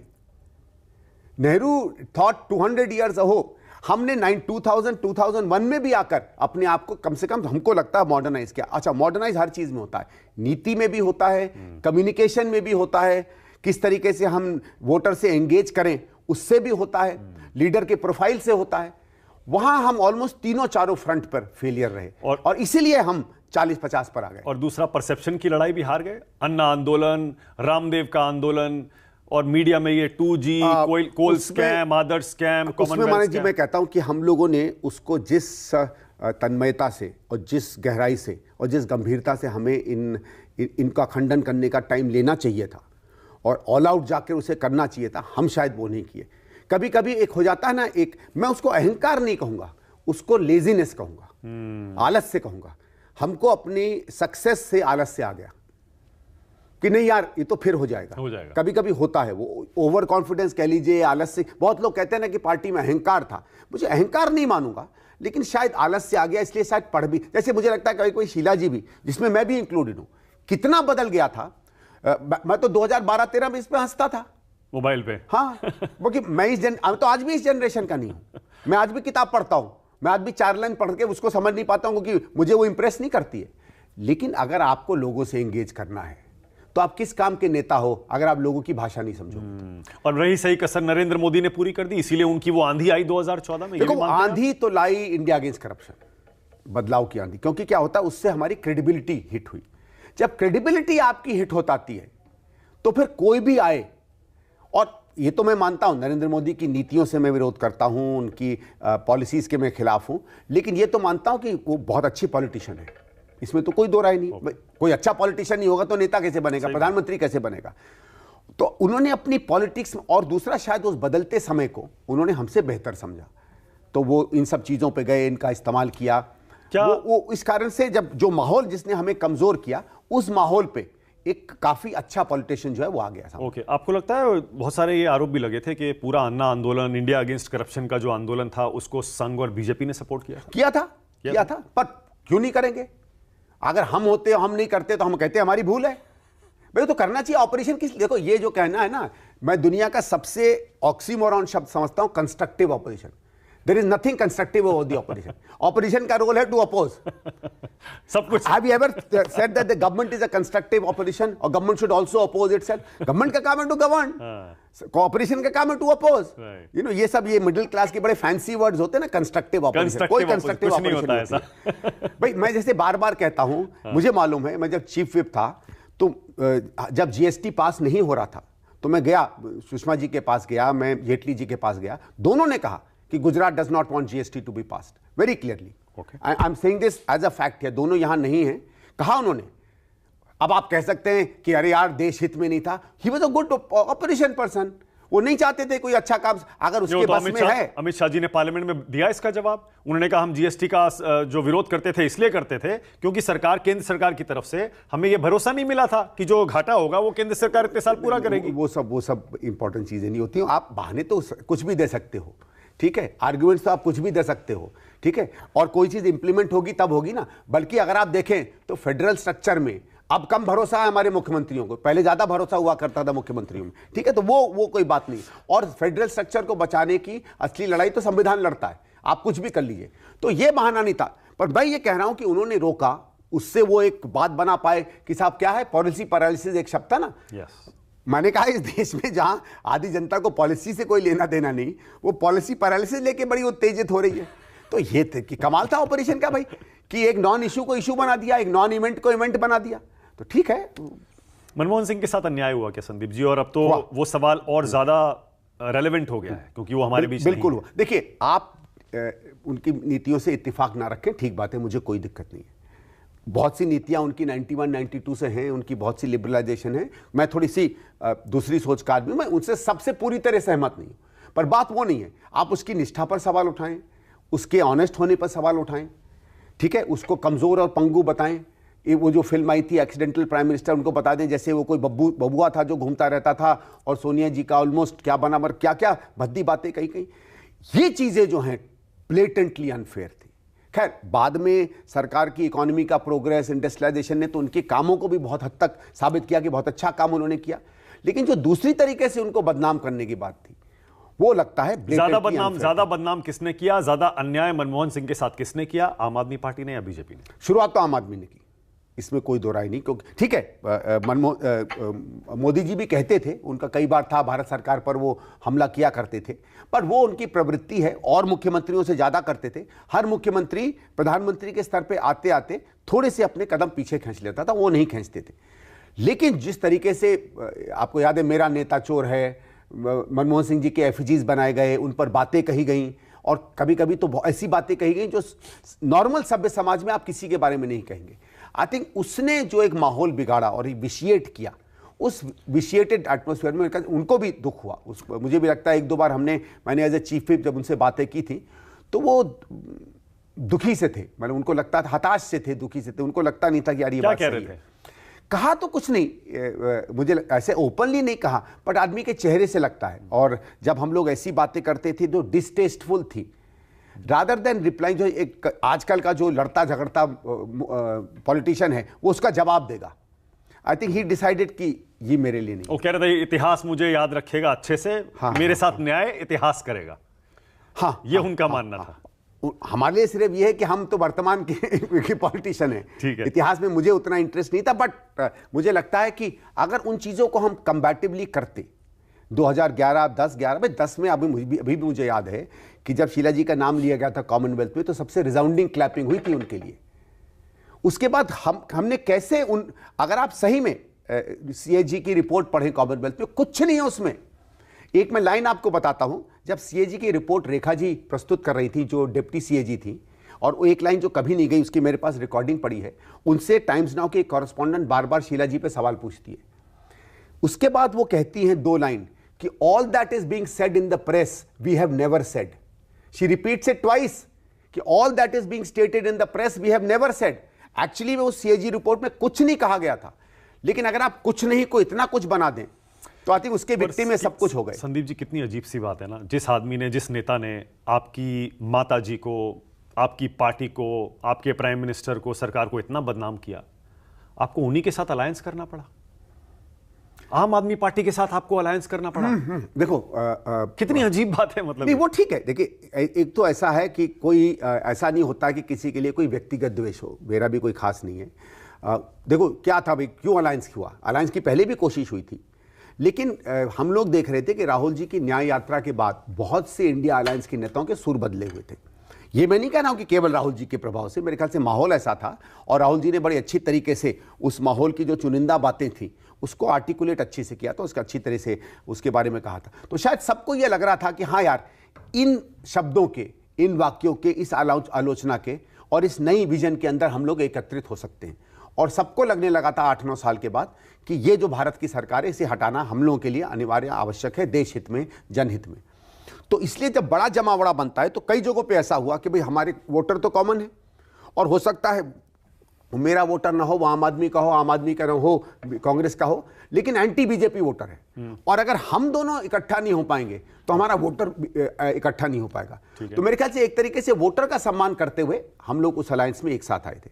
पर उसमें ना मैं केजरीवाल को डिफेंड कर रहा था, ना केजरीवाल कांग्रेस को डिफेंड कर रहे थे, कांग्रेस की दिल्ली सरकार को। वो ऊपर की सरकार के लिए कर रहे थे, ना वो 14 के पहले के इंसिडेंट्स में जा रहे थे, ना हम जा रहे थे। एक कॉमन दिल पर पत्थर रखकर, मतलब नहीं, दिल पर पत्थर कर लिया। ऐसा कुछ नहीं था, ऐसा कुछ नहीं था। अभी भी आम आदमी के बहुत से लोगों से हम मिले थे। स्टेट यूनिट तो अगेंस्ट थी, हम यही सुन रहे थे। हाँ, हम भी जब तक अलायंस नहीं हुआ था तब तक हमको फिर भी हार गए। बताइए। देखिए, हमको क्योंकि हमको मालूम था, मैंने तो जितने मेरे मित्र हैं उनको मैं बता देता हूं, हमने तो उस समय कहा कि नहीं, एक भी सीट नहीं निकल रही है, लेकिन तभी हमने कहा था कि अगर हम खुद लड़ेंगे तो पार्टी हमारी स्ट्रांग हो जाएगी। भले हम लोग जैसे अभी 1-1, 1.5 लाख से हारे, हो सकता है 1.5, 2 लाख से हारते, 2.5 लाख से हारते, लेकिन मुझे पूरा विश्वास था कि कांग्रेस 7 सीटों पे सेकंड आती, और अगर सेकंड आती तो आज तो माहौल बिल्कुल ही अलग होता। ओके, अब आप देखिए, उन्हीं की एक कंप्लेंट को लेकर, स्कीम को लेकर आप कंप्लेंट कर रहे हैं, एलजी साहब से मिल रहे हैं आप, इसीलिए तो वो कह रहे हैं कि आप और बीजेपी मिले हुए हैं। नहीं, महिला सम्मान योजना, वो कह रहे हैं हमने जब गारंटी दे दी, कैबिनेट में पास कर दिया, बाकी सारी योजनाओं की तरह हम इसको लागू भी करेंगे। ठीक है, देखो उसमें मैं आता हूं कि पहली चीज मैं ये बता दूं, हम बीजेपी से मिले हुए हैं। देखो कल रात को भी उनके एक स्पोक्स पर्सन ने मुझ पर यही कहा था, तो मैंने तो कहा था भी अगर सच चीज है और 2 पार्टियां सच चीज कह दें तो इसका ये मतलब नहीं उनमें अलायंस है। भाई हम और आम आदमी भी तो मिलकर बीजेपी के खिलाफ बोलते हैं, तो क्या हम में अलायंस है क्या? सवेरे अगर हम खड़े हो जाए, इंडिया अलायंस तो है ना। नहीं, मैं ये कह रहा हूं कि इंडिया अलायंस उस लेवल पर, मैं कह रहा हूं विपक्ष की पार्टियां भी, 2 ऐसी पार्टियां जो एक दूसरे से मत नहीं रखती हैं, वो भी कुछ ऐसी चीजों पे तो मत रखती हैं जो सत्य हैं। भाई कल को पाकिस्तान हम पे हमला करेगा तो हम सब उसके खिलाफ लड़ेंगे। कह रहे हैं हम आपको इंडिया अलायंस से बाहर निकलवा देंगे। वो अलग बात है, लेकिन मैं महिला स्कीम का बता देता हूं क्योंकि आपने महत्वपूर्ण कहा। भाई इन्होंने कहा मैं 2100 देंगे, ठीक है, आप दो, बिल्कुल दो। कोई भी आप प्रॉमिस करो, किसी का प्रॉमिस करने में दिक्कत नहीं है, प्रॉमिस से आप जीतोगे, प्रॉमिस से आप हारोगे, ठीक है। हम तो ये सवाल कर रहे थे कि आप पंजाब में क्यों नहीं दिया? आपने वहां प्रॉमिस किया था ना 2-2.25 साल पहले, और वहीं से तो इनकी ये स्कीम आई है। पंजाब में तो आज तक 1 रुपया नहीं दिया। अच्छा, पंजाब में नहीं देते, दिल्ली में दे देते, यहां भी आपने आने के 1 महीने पहले शुरू किया। हम इस पर बार बार सवाल खड़ा कर रहे थे, और हम ये भी दिखा रहे थे कि आपके कंपैरिजन में हमारी कर्नाटक और तेलंगाना की सरकारें दे रही हैं, यहां तक कि बीजेपी की भी मध्य प्रदेश और महाराष्ट्र की सरकारें दे रही हैं, भले चुनाव के पहले शुरू किया वह दे रही हैं, आपने क्यों नहीं दिया भाई? तो इसका मतलब है आप केवल छल कर रहे हो। तब तक 2 या 3 दिन पहले इनका एक विमेन एंड चाइल्ड डेवलपमेंट, अच्छा सॉरी, ये भी कह रहे थे कि हमारी एक स्कीम है जिसमें हम 1000 रुपया महीना देंगे चुनाव के पहले, उसको हम इंक्रीज करेंगे 2100 को। तो 2100 प्रॉमिस था, 1000 फैक्ट था, बिकॉज इट्स अ स्कीम। इनका डिपार्टमेंट कहता है कि स्कीम ही नहीं है। भाई ये तो सरकारी दस्तावेज है, मैंने तो नहीं छापा, ठीक है, किसी और ने तो नहीं छापा, सारे पेपरों में आया। और इतना मुझे मालूम है, सरकार जब भी कोई इश्तहार छापती है उसको वेट करती है अपने डिपार्टमेंट से, ऐसे नहीं छप जाता है। तब हमने कहा कि भाई इसका मतलब आप तो झूठ बोल रहे हो, आपका अपना दस्तावेज कह रहा, मैं थोड़ी कह रहा हूं। और उस दस्तावेज में एक शब्द था धोखाधड़ी। भाई धोखाधड़ी का क्या मतलब होता है? तो बड़ा सीरियस ऑफेंस है ना धोखाधड़ी को। मैं तो जो कहूं, अगर जो पुरानी आचार संहिता वो इंडियन पीनल कोड माना जाए तो उसमें धोखाधड़ी को एक बड़ा हिंदी में फेमस शब्द है ना 420 सेक्शन 420 में आता है। तो मैंने कहा भाई ये तो 420 कर रहा, मैं गलत क्या कह रहा हूं? तो आप एलजी साहब के पास चले गए? मैं एलजी साहब के पास मैं ये कहने गया कि इनके लोग गांव-गांव घर-घर जा रहे हैं लोगों से फॉर्म भरवाने के लिए। इश्तहार में दिया गया है कि इस तरह आप, हमने कोई फॉर्म नहीं जारी की है तो ये फॉर्म फ्रॉड है और पार्टी कोई फॉर्म नहीं भरवाती। इन्होंने ये कहा था फॉर्म भरोगे तो आपको स्कीम मिलेगी। एक तो स्कीम ही नहीं है तो आप लोगों को गुमराह कर रहे हो, दूसरा इस फॉर्म से कैसे मिल जाएगी? ये तो पार्टी की बनाई हुई फॉर्म है ना भाई। क्या आपकी जासूसी की जा रही है क्या संदीप जी? 100%, 100, ये तो मुझे पूरा विश्वास है, क्योंकि मुझे पंजाब में मेरे मित्र हैं इनकी सरकार में, उन्होंने बताया है। कल जब मैं रिपोर्ट करके आया था तो उसके बाद भी पहले तो एक अधिकारी ने कंफर्म किया और रात को एक दूसरे अधिकारी ने भी कंफर्म किया कि नहीं वो तो है, वो मुझे तो पूरा विश्वास है। क्यों करवाई जा रही है आपकी जासूसी? ये तो ये जाने साहब क्यों करवाई जा रही है। कोई सरकार जासूसी क्यों करती है? इसलिए तो नहीं करती कि वो चाहती है कि मेरी फोटो ले लें, मेरे पे मैगजीन छाप दें, ऐसा तो कुछ है नहीं। अब वो ये कह रहे हैं कि आप परवेश वर्मा बीजेपी के कैश बांटते हैं, उनकी कंप्लेंट करने जाते नहीं हैं आप, और आप इनकी कंप्लेंट करने चले गए। इसका मतलब आप मिले हुए हैं। तो आपने, इन्होंने चिट्ठी नहीं देखी? चिट्ठी में मैंने उनकी भी कंप्लेंट की है, उनका भी लिखा है। मैंने कहा anybody else, any other party who is conducting in the same including Congress, मैंने ये भी लिखा है कि हम भी अगर कल को इस तरीके से झूठे पर्चे बंटवाते हैं तो हमें बैन होना चाहिए। तो मैंने इनके बारे में केवल नहीं कहा वो एक्टिविटी, मैंने कहा उन पे भी, बीजेपी पे भी, और आगे अगर कांग्रेस भी करे तो आप उस पर अंकुश लगाइए। कांग्रेस कर नहीं रही तो और मैं क्या लिखूं उसके बारे में। ओके, देश किस तरफ जा रहा है संदीप जी आपके हिसाब से? अभी हालात क्या हैं देश के? क्योंकि लोकसभा चुनाव में तो आप ही की पार्टी का पूरा कैंपेन था ना, संविधान खतरे में, देश खतरे में, लोकतंत्र खतरे में, हिंदू मुस्लिम हो रहा है, मोहब्बत की दुकान। वो तो है। देखिए देश किस तरफ जा रहा है आपके हिसाब से? देखो सामाजिक स्थिति में तो बहुत बिगड़ रहा है, मामला बिल्कुल अच्छा नहीं है। हिंदू मुस्लिम एक पार्ट है, मुझे लगता है जातीय द्वेष जो है वो पहले से शायद आज ज्यादा दिख रहा है, वो सतह पर नहीं दिख रहा है। जातिगत या धर्म? जातीय भी मैं कह रहा हूं। तो उसके लिए तो आपकी पार्टी जिम्मेदार है ना? क्यों? सबसे ज्यादा जाति जाति जाति आपके नेता कर रहे हैं? नहीं, जाति से लेती हुई एफर्मेटिव एक्शन बिल्कुल अलग बात है, जातियों का इस्तेमाल करके द्वेष फैलाना बिल्कुल अलग बात है। ये दोनों में बहुत बड़ा अंतर होता है। अगर कोई जाति या जाति के कारण कोई व्यक्ति आर्थिक या सामाजिक रूप से पिछड़ा रहता है तो उसकी आप पहचान तो उसी से करोगे ना। जो विकास की पहचान है, जात पे ना पात पे मोहर लगेगी हाथ पे, वो फिर अब आप केजरीवाल जी को यू टर्न बोलते हैं, आपने भी तो यू टर्न लिया। उस समय भी तो जातिगत हमने काम किए थे ना। शेड्यूल कास्ट रिजर्वेशन कैसे आया? वो भी तो जातिगत काम था। शेड्यूल ट्राइब रिजर्वेशन कहां से आया? वो भी जातिगत बिल काम में भी था। आपने कोई जातियों के लिए अलग कोटा नहीं रखा था, आपने कहा था आप उसके खिलाफ थे। वो अब बाकायदा आपने माफी मांगी है उसके लिए आपके नेता ने कि नहीं हमसे गलती हुई। याद रखिए उस समय ये बात थी 80s की, ठीक है। 80s का संदर्भ अलग था। 80s का उस तरीके से ओबीसी का राइज नहीं था जो आज है। पॉलिटिशियन जो है 50 साल के बाद की राजनीति पे नहीं रिएक्ट करता है। भाई 47 में क्यों नहीं हुआ महिला रिजर्वेशन, ये भी आप कह सकते हो ना।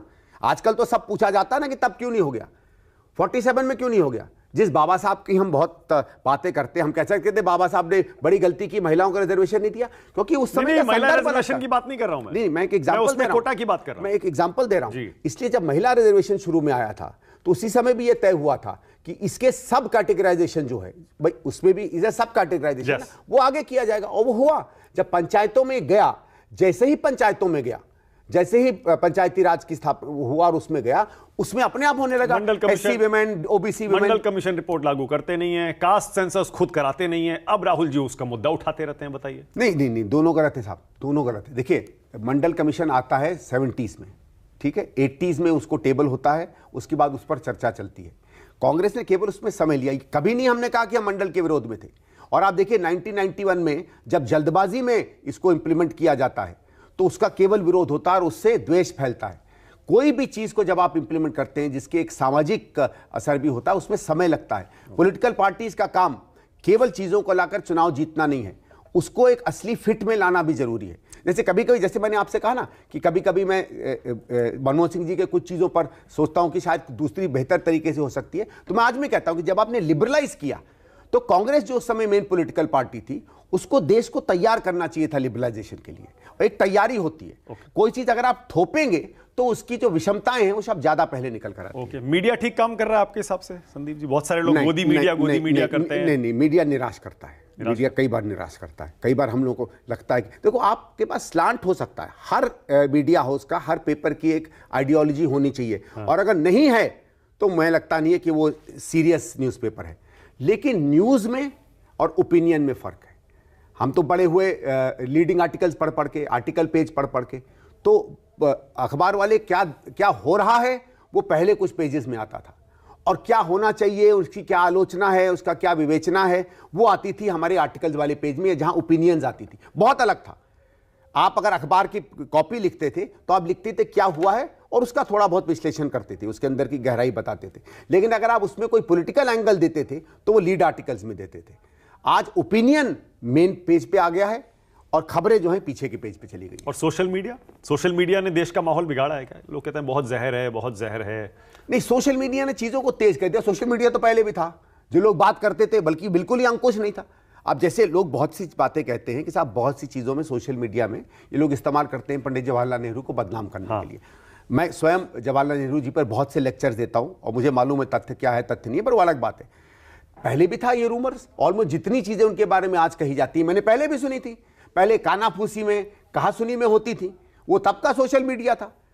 हिरब यह है कि इलेक्ट्रॉनिक हो गया है, तो दो चीज पहले 1 से लाख से 10 साल में होती थी, आज 1 से 10 लाख 10 सेकंड में हो जाती है। अंतर केवल स्पीड का है। Okay, one nation one election के बारे में आप क्या सोचते हैं? फेवर में नहीं हूं। नहीं है ना। मेरे हिसाब से जितने ज्यादा चुनाव हो वो इंपॉर्टेंट है। हर राज्य को अपनी राजनीति और राजनीतिक रास्ता तय करने की फ्रीडम मिलनी चाहिए। उनके लोग अगर सरकार चुन पाते हैं, नहीं चुन पाते हैं, सरकार ना चुनना भी अपने में एक निर्णय होता है।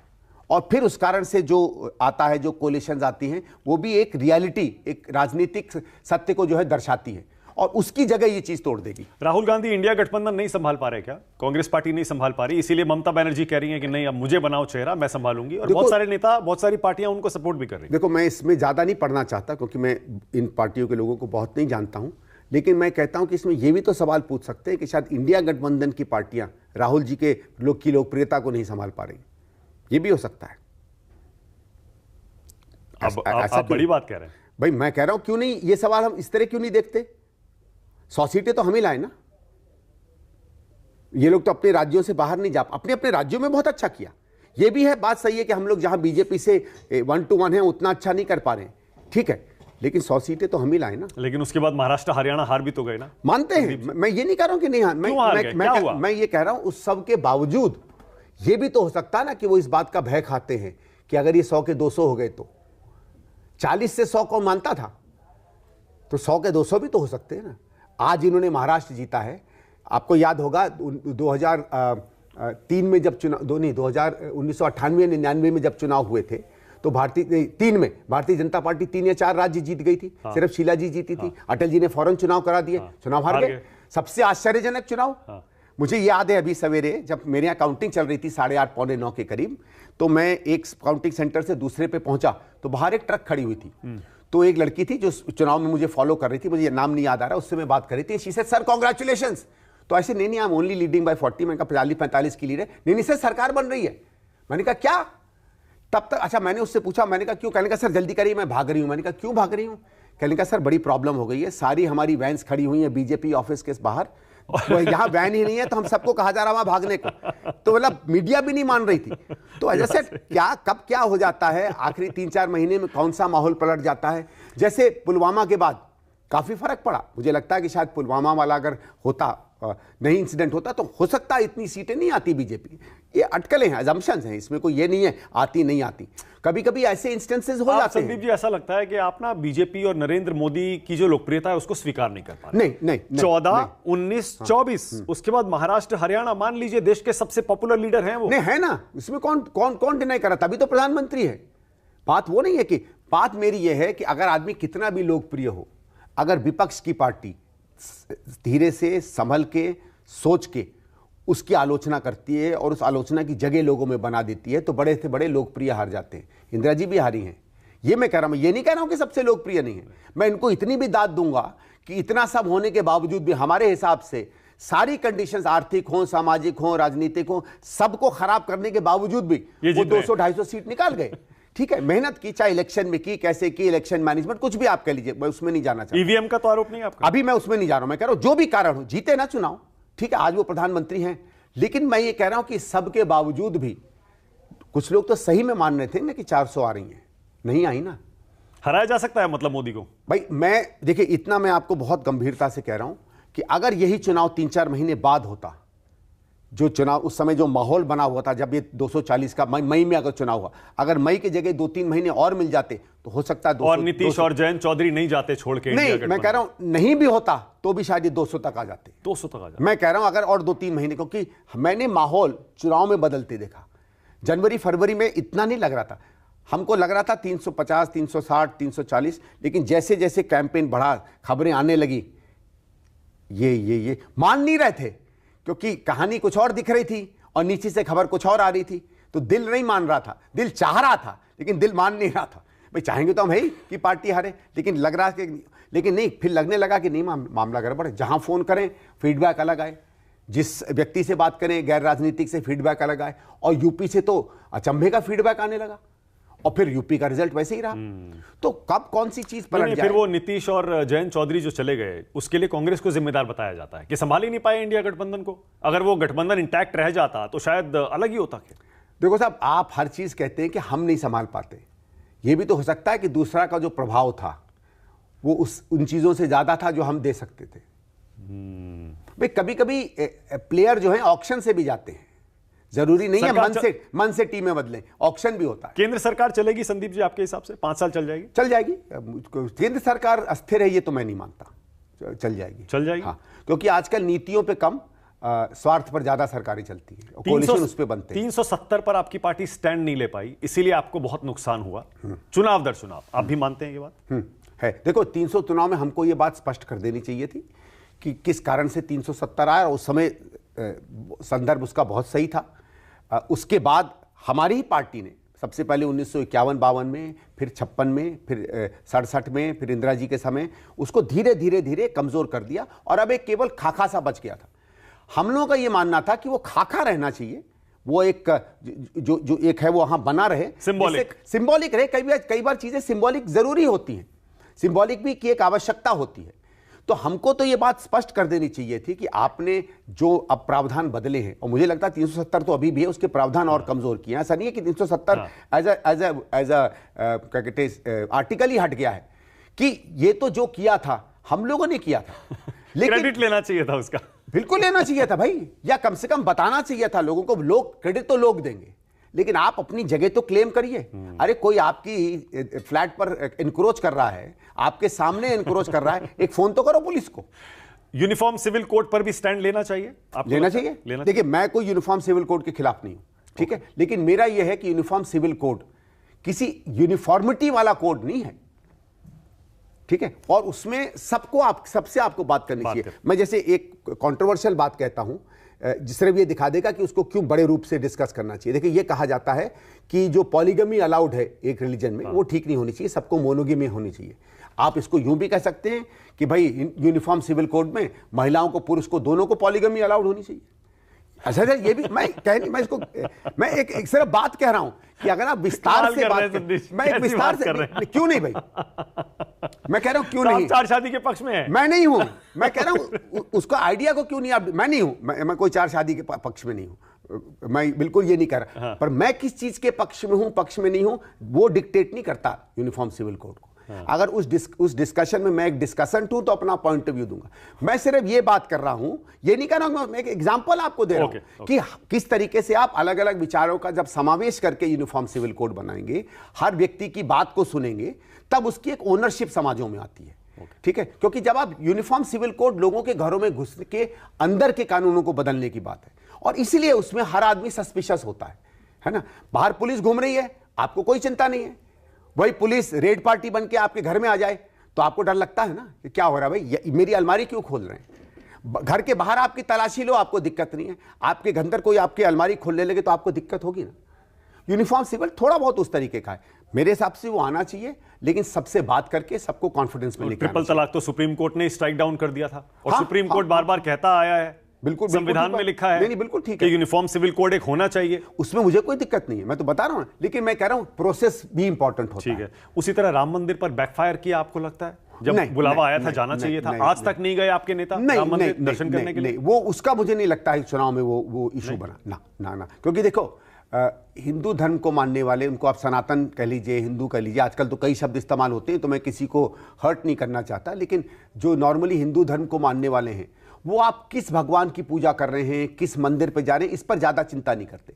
मेरी दादी जो हैं बहुत भक्ति करती थी, वो वैष्णव परंपरा से थी, भगवान राम की उपासक थी, हमारे यहाँ शिव की मूर्ति नहीं थी, तो इसका ये मतलब थोड़ी था वो किसी से कम भक्त थी। एक जमाने में तो आपने देखा होगा कि विष्णु के भक्त और शिव के भक्तों में दंगे भी हो जाते थे, एक वो परंपराएं थी, एक समाज में बनती हैं।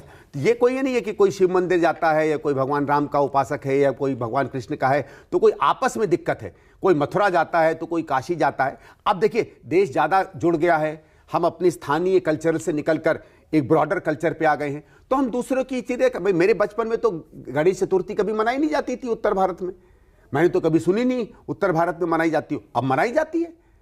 तो ये थोड़ी था कि मैं कोई कम हिंदू धर्म से मेरा लगाव था या मेरे पूर्वजों का कम लगाव था और आजकल के लोगों का ज्यादा है, ऐसा तो है नहीं। मैं आपका बयान पढ़ रहा था अपनी रिसर्च के दौरान, आपने कहा था कि अगर ये बेईमानी नहीं हुई होती तो बीजेपी को 151 सीटें आती, जो इस बार 243 आई, आपने कहा 151 के आसपास आती।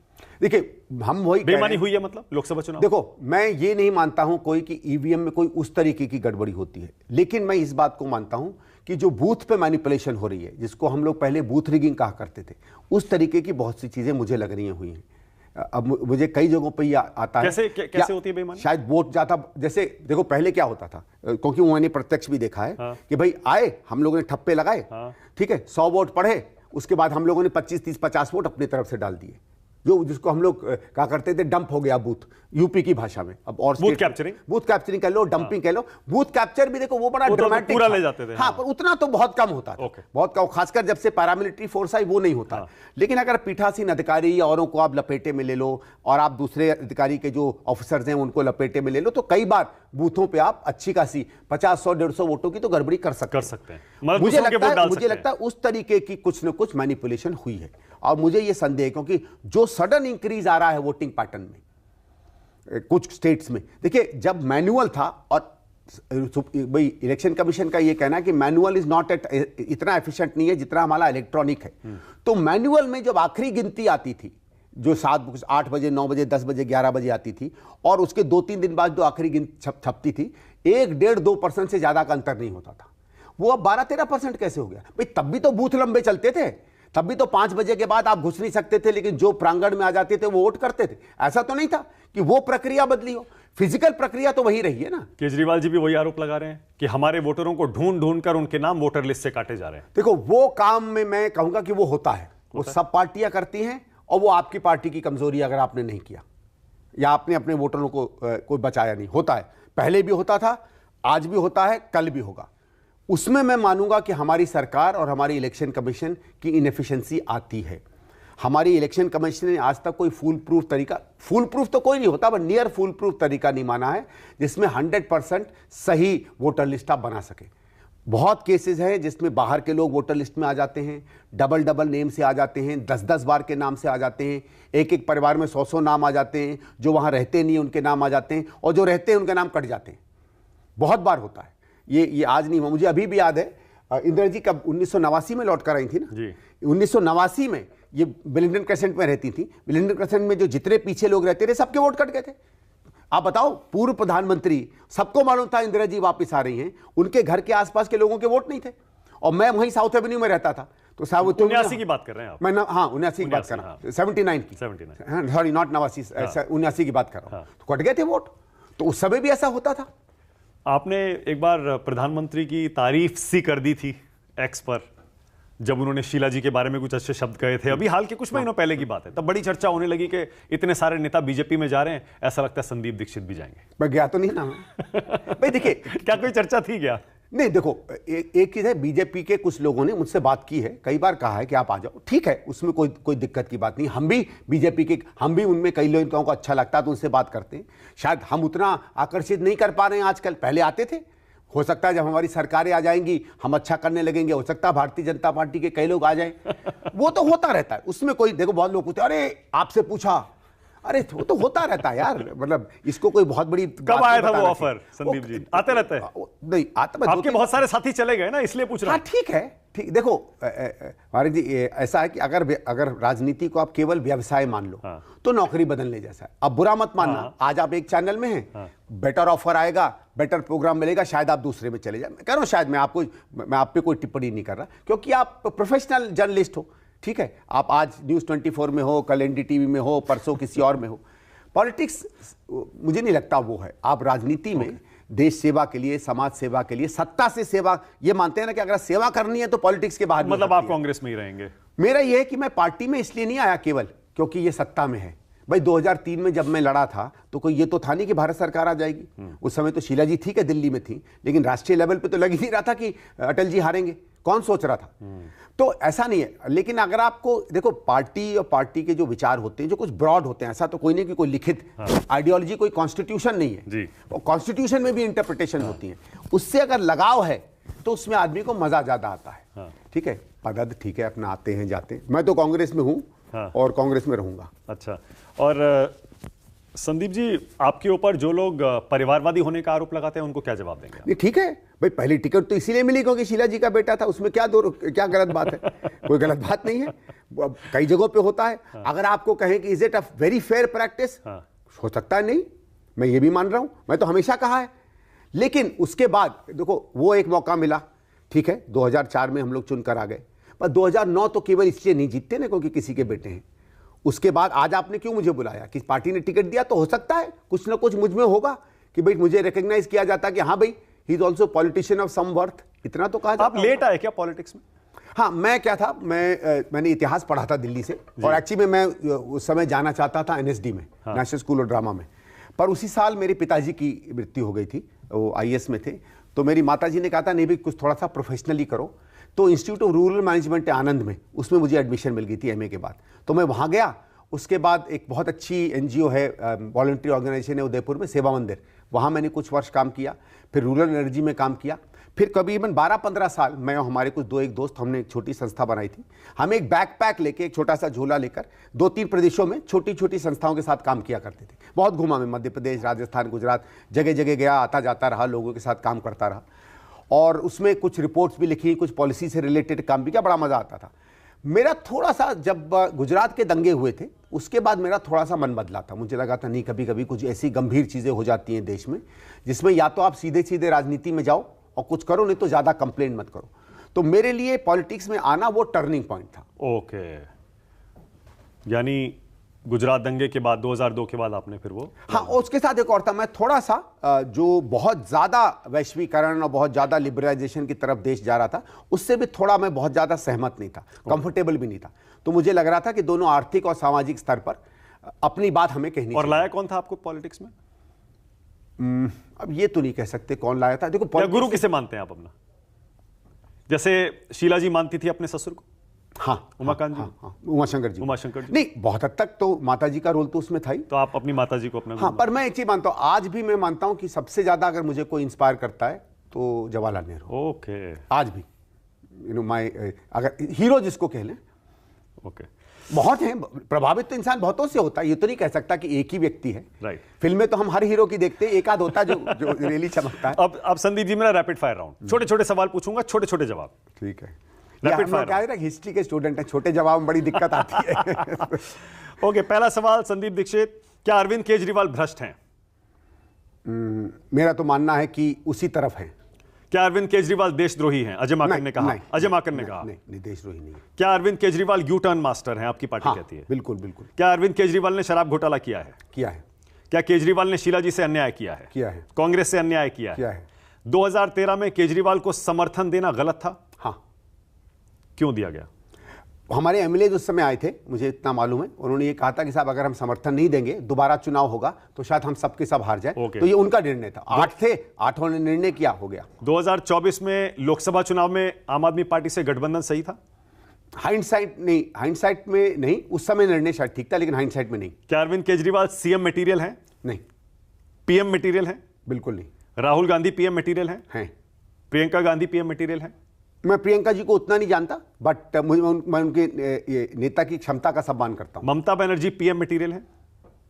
पहले थी। अब नहीं है। नहीं, मैं कह नहीं सकता, लेकिन पहले थी। इंडिया गठबंधन का फेस किसे बनना चाहिए?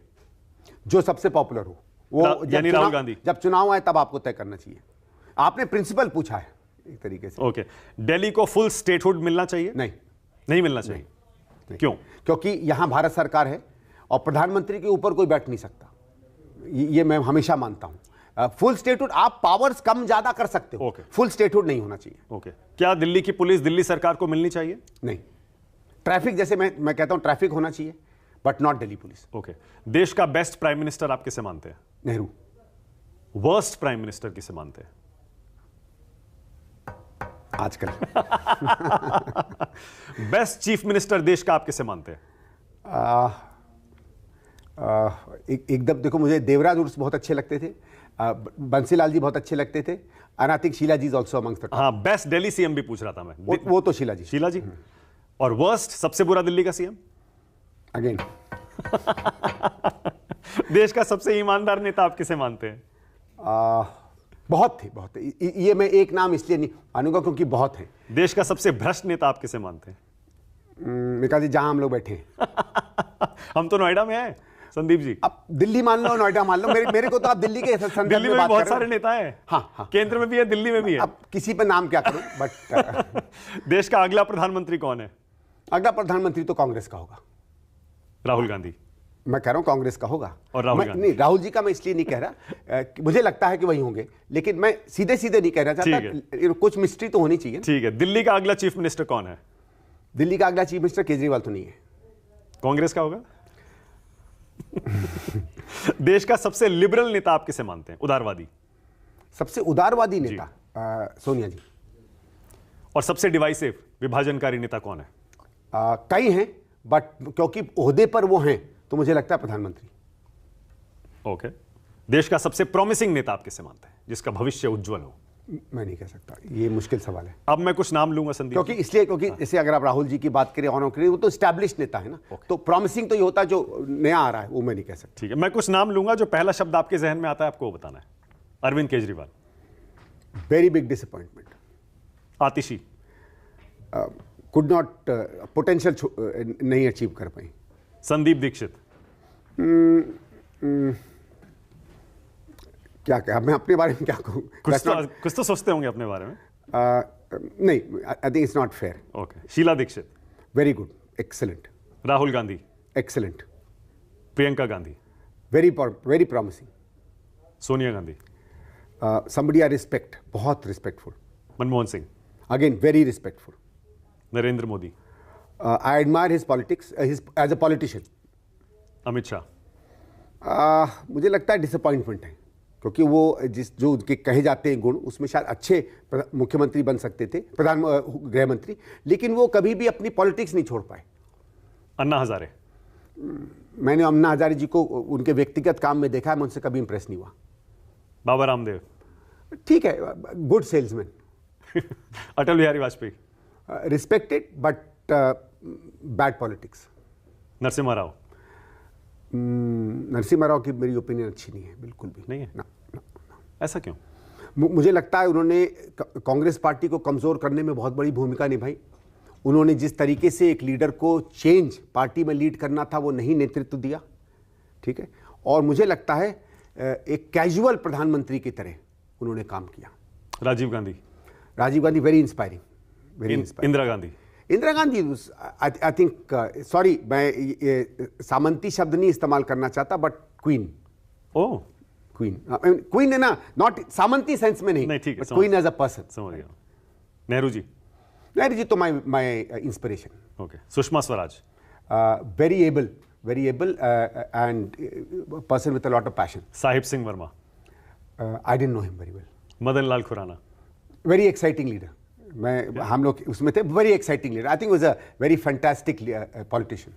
अखिलेश यादव मुझे अभी भी लगता है वो अपना पोटेंशियल नहीं रीच करते, थोड़ा इनडिसाइसिव है।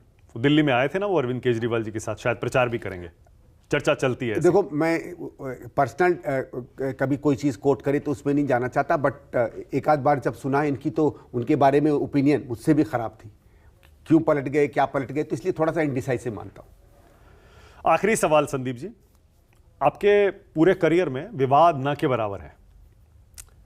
एक विवाद लेकिन आज भी आपका पीछा नहीं छोड़ता, जो आपने army chief general Bipin Rawat पर एक कमेंट किया था। आपने कहा था ऐसे बर्ताव कर रहे हैं जैसे सड़क का गुंडा हो। उस पर आज भी आपको पछतावा होता है? नहीं, वो बिल्कुल शब्द गलत है, मैंने उसी समय कहा। देखिए हुआ क्या था, मैं रनिंग कर रहा था और ANI आई थी और बात कर रही थी, और उसमें मैंने बात करते करते मुझे लगता है, देखिए मैं ये कहना चाह रहा था कि जो मुझे ठीक से कॉन्टेक्स्ट नहीं याद है, कुछ पाकिस्तानी चीफ ने कुछ कहा था और उस पर हमारे चीफ ने कुछ जवाब दिया था। तो मुझे लगा कि यार हम इतनी बड़ी आर्मी के हैं, शायद जो शब्द इस्तेमाल किए हमारे आर्मी चीफ ने वो शब्द नहीं इस्तेमाल करने चाहिए थे। ठीक है, एक ओपिनियन हो सकती है, पर जो शब्द मैंने यूज़ किए वो बहुत बिल्कुल ही गलत थे। मैंने उसको, जब मुझे थोड़ी देर बाद फ़ोन आया कि क्या आपने ये कहा है, तो मैंने कहा यार नहीं यार, ये तो मैं कह नहीं सकता, बिकॉज वो मेरा फीलिंग ही नहीं थी। फिर मुझे लगा कि नहीं, वो शब्द मैंने गलत इस्तेमाल किए, बिल्कुल गलत है, वो गलती थी, और इसीलिए मैंने माफ़ी भी मांगी। मैंने बल्कि कोशिश भी की थी कि जनरल साहब से मैं मिलूँ, मैंने ट्राई भी किया था, बट ये उसी जनरल साहब का कमेंट आ गया था कि भाई उनके ऑफिस से कि एक बार उन्होंने अपोलोजाइज कर दिया है तो फिर कोई इशू नहीं है। तो उन्होंने बड़प्पन दिखाया, और ये उनका बड़प्पन है। ओके, सॉरी है, मतलब हम लोगों में नहीं है वो, लेकिन मैं उसको बहुत एडमायर करता हूँ उस बात को। ओके, संदीप दीक्षित, मुझे बहुत मजा आया आपके साथ ये इंटरव्यू करने में। थैंक यू सो मच, बहुत बहुत धन्यवाद। Thank you. चाय और पिला दीजिए। हाँ बिल्कुल पिलाएंगे।